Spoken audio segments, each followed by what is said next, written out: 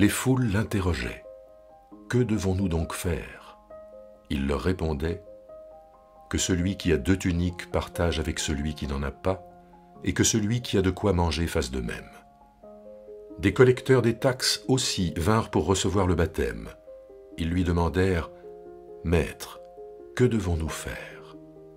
Il leur dit « N'exigez rien au-delà de ce qui vous a été ordonné. » Des soldats aussi l'interrogeaient « Et nous, que devons-nous faire ?» Il leur dit « Ne faites violence à personne, n'accusez personne à tort, et contentez-vous de votre solde. » Comme le peuple était dans l'attente, et que tous se demandaient si Jean n'était pas le Christ, il leur répondit à tous « Moi je vous baptise d'eau, mais il vient, celui qui est plus puissant que moi, et ce serait encore trop d'honneur pour moi que de délier la lanière de ses sandales. Lui vous baptisera dans l'Esprit Saint et le feu. Il a sa fourche à la main, il va nettoyer son aire, il recueillera le blé dans sa grange, mais il brûlera la paille dans un feu qui ne s'éteint pas. » Jean annonçait la bonne nouvelle au peuple avec beaucoup d'autres encouragements. Dimanche dernier, nous avons inscrit le ministère du baptiseur dans la lignée du prophète Ésaïe. Et dans ce texte-là, lorsqu'il est interrogé par les gens qui viennent se faire baptiser, Jean a bien une réponse de prophète lorsqu'il les appelle à l'intégrité et à la droiture.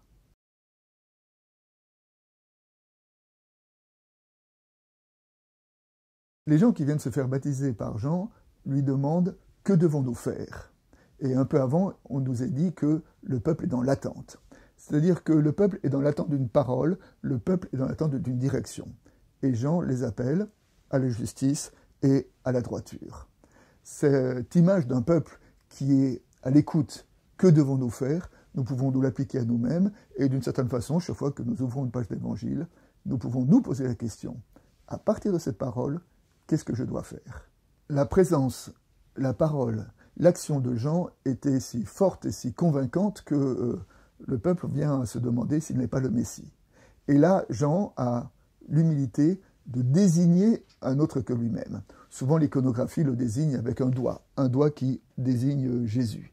Et à propos de Jésus, il dit qu'il est plus grand que lui, qu'il n'est pas digne de délier la lanière de ses sandales.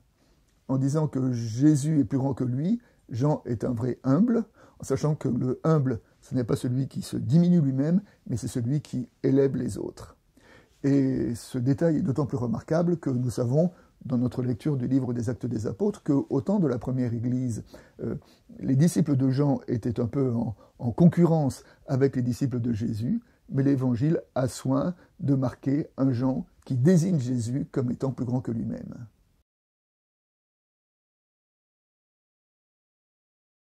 Lorsque les gens qui viennent se faire baptiser demandent ce qu'ils doivent faire, Jean leur répond « Partage ta tunique et ta nourriture, ne commets pas d'injustice, ne commets pas de violence. » Alors, on pourrait penser que ces prescriptions sont assez basiques. Elles nous rappellent d'ailleurs que dans le Sermon sur la montagne, Jésus, à la fin du sermon, récapitule son sermon à travers le simple commandement en disant « Ce que vous voulez que les autres fassent pour vous, faites-le pour eux. » Alors, ces prescriptions paraissent toutes simples, mais un sage a dit à leur sujet un enfant de 8 ans les trouve faciles, mais un vieillard a du mal à le mettre en pratique. Jean dit à propos de Jésus, il vous baptisera dans l'esprit et dans le feu. Alors, le baptême dans l'esprit est un accomplissement de la prophétie d'Ézéchiel qui disait « Je vous donnerai un cœur nouveau, je mettrai en vous un souffle nouveau. J'ôterai de votre chair le cœur de pierre et je vous donnerai un cœur de chair. Je mettrai mon souffle en vous et je ferai en sorte que vous suiviez mes prescriptions, que vous observiez mes règles et les mettiez en pratique. » C'est-à-dire que l'esprit, et l'esprit qui qualifie le ministère de Jésus, évoque un nouveau temps où on a accès à une compréhension plus directe de Dieu, à une intelligence de Dieu.